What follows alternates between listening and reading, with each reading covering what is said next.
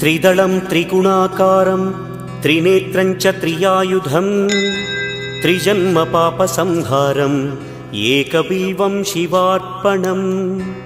त्रिशाखैः बिल्वपत्रैश्च अच्छिद्रैः कोमलैः शुभैः तव पूजां करिष्यामि एकबिल्वं शिवार्पणं कोटिकन्या महादानं तिलपर्वतकोटयः काञ्चनं शैलदानेन एकबिल्वं शिवार्पणं काशीक्षेत्रनिवासं च कालभैरवदर्शनं प्रयागे माधवं दृष्ट्वा एकबिल्वं शिवार्पणम् इन्दुवारे व्रतं स्थित्वा निराहारो महेश्वर